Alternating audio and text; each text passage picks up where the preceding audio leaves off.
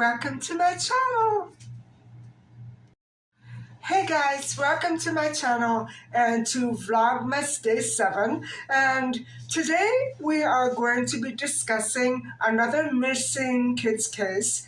And because of the timing that I wanted to focus on for Vlogmas 2024, I decided to broaden my focus on missing children from out of my area for a change.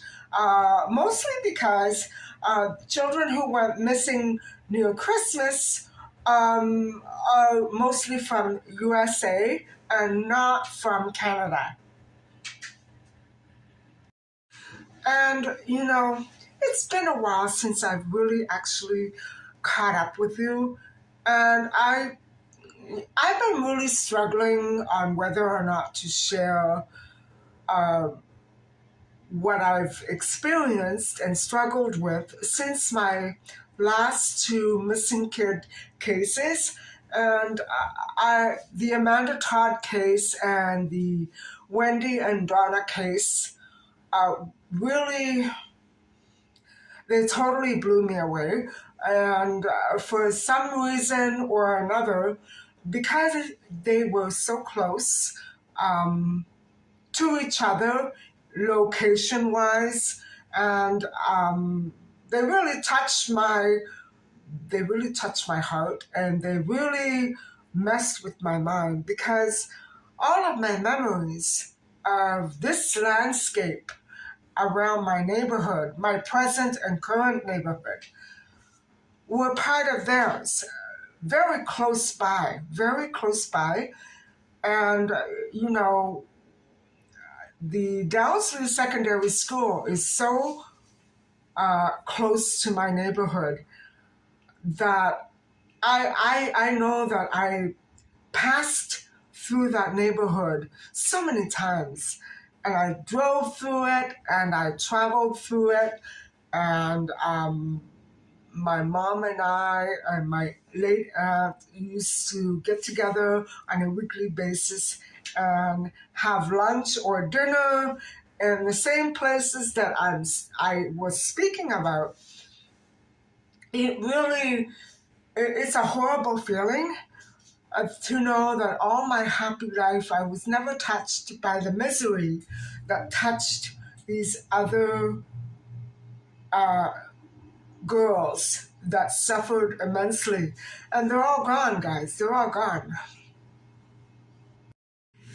And so today I thought we would touch on another case that occurred in the USA in 1998, which is the date of the disappearance of little, adorable Derrick James Engebretson.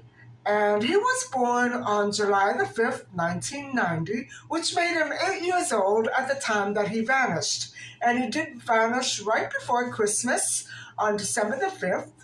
And it was a very mysterious incident, because he went with his dad and grandpa to the Winnemere National Forest, right near Rocky Point, Oregon.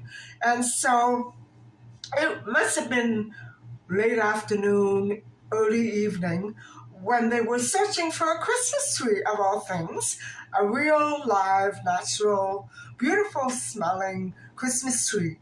And after a while, the dad and the granddad noticed that the child was missing. And so a bit of time had passed before they actually realized that he was nowhere to be found. And so what they did was they began to look for him, and they found footprints and actually what resembled a snow angel in the freshly fallen snow on December the 5th. And it was near the road that they had taken to go up there. But by the time that the police actually arrived in the early evening hours, a blizzard, a continual blizzard, prevented immediate efforts to begin a search. And with good reason, because the visibility and driving conditions are, greatly diminished with that, weather condition. And so it put a damper on the investigation for sure. In the weeks following the boy's disappearance, volunteer searches continued to go directly across and through the area where he was last seen, but there was still no sign of the boy.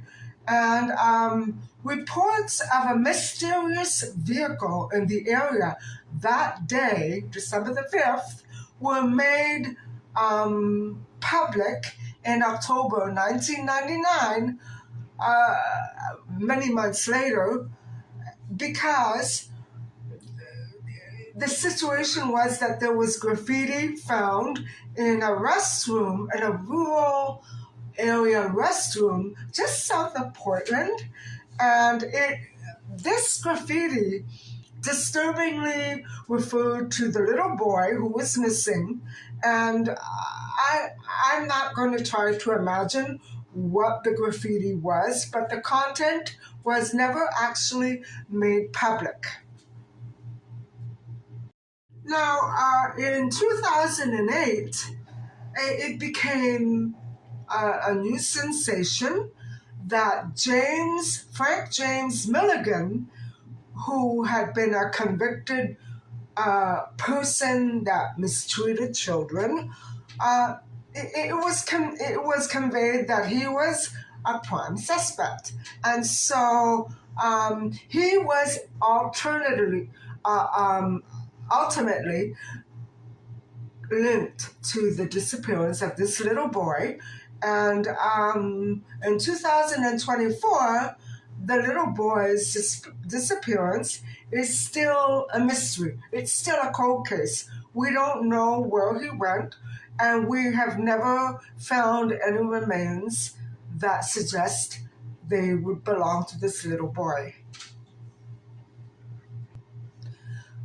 On that day, December the 5th, 1998, which would have been the year that I moved into this place, 8-year-old Derrick traveled to Pelican Butte with his father and granddad near Rocky Point, Oregon.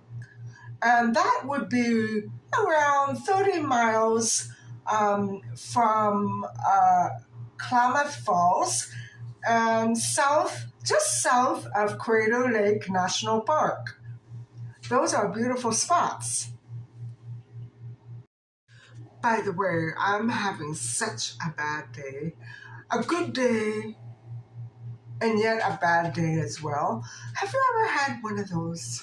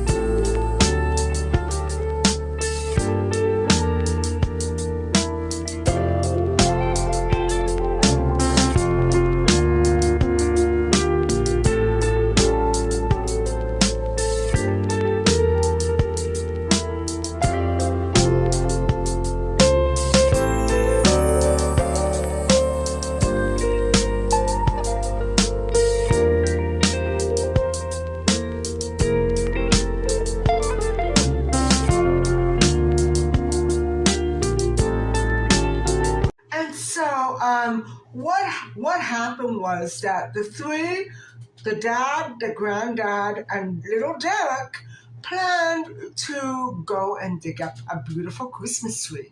And so around For a quarter after 4, maybe a little before that, the dad and granddad noticed that Derrick was not visible anywhere. And so what they did was they flagged down a passing motorist, and the motorist then traveled to a nearby resort 2 miles away from where he had been stopped, and he placed a phone call. So, in other words, besides the weather conditions, it was a remote area, guys. Even though it was beautiful and it was a national park, it was very remote. And so little Derrick went missing. And the chances of finding him that day were pretty much impossible. Now, during the initial search and investigation, police discovered a crude and very makeshift shelter made of fir tree branches and that were beneath several fallen logs near the area where the little boy went missing. However, the search dogs that were placed to investigate the area, the immediate area surrounding the missing child's whereabouts, it did not yield any scent, any clues, nothing whatsoever.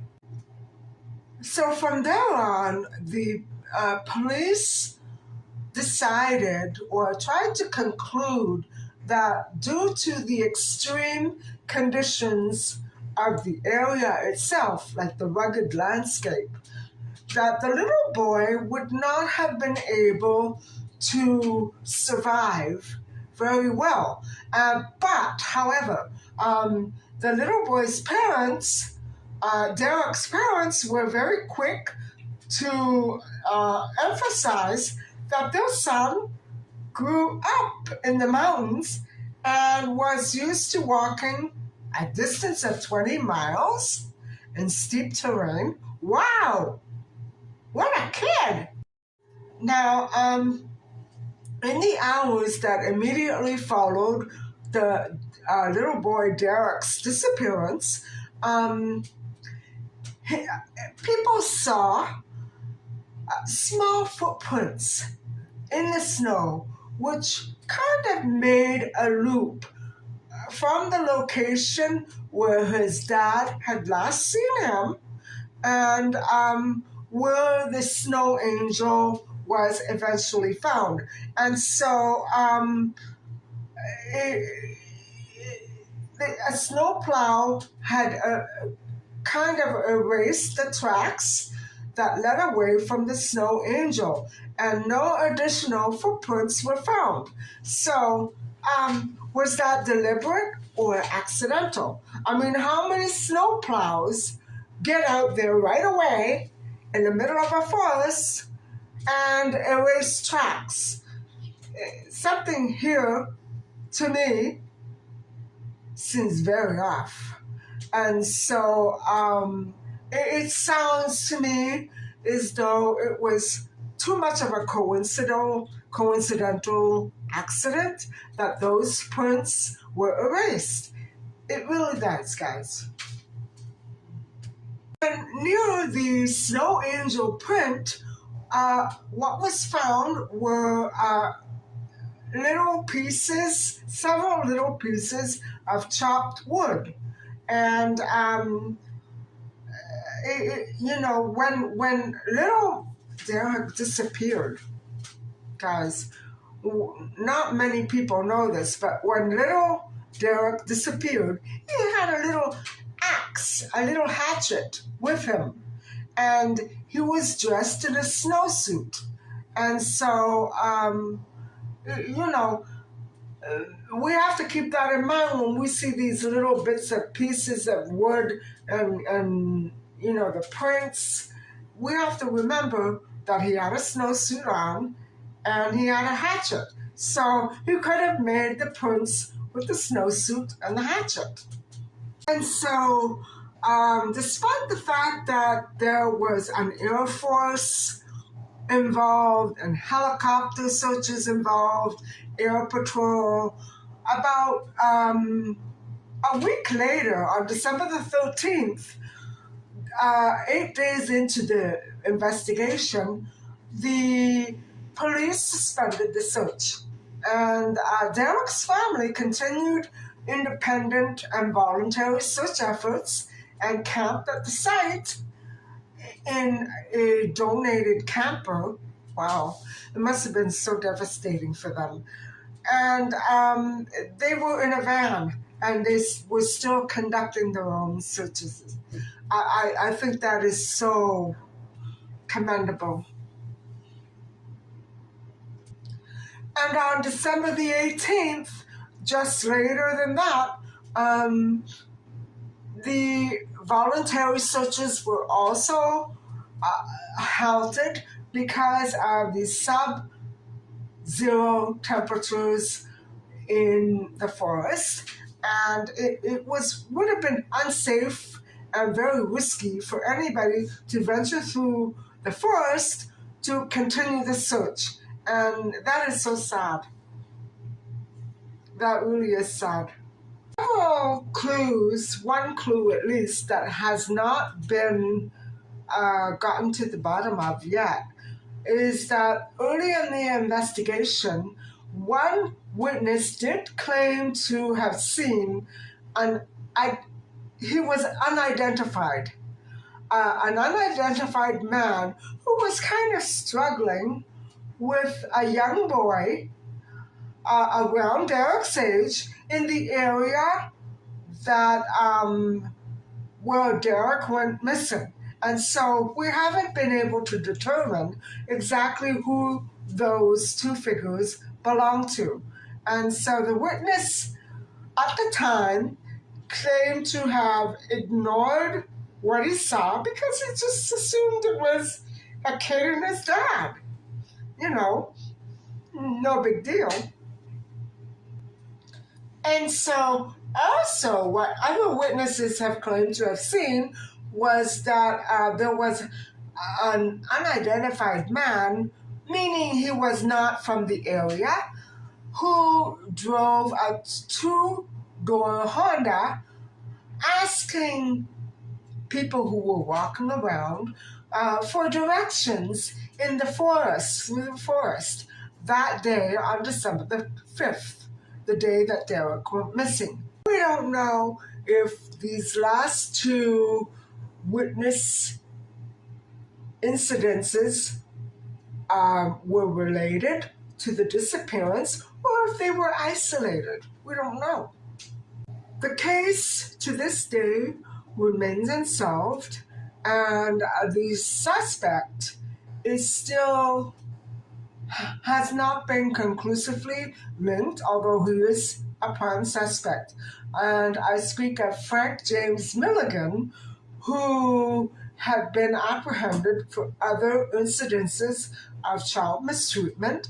And so we are still waiting for an answer, hoping for more clues to rise to the surface. And until then, Derrick remains a missing child.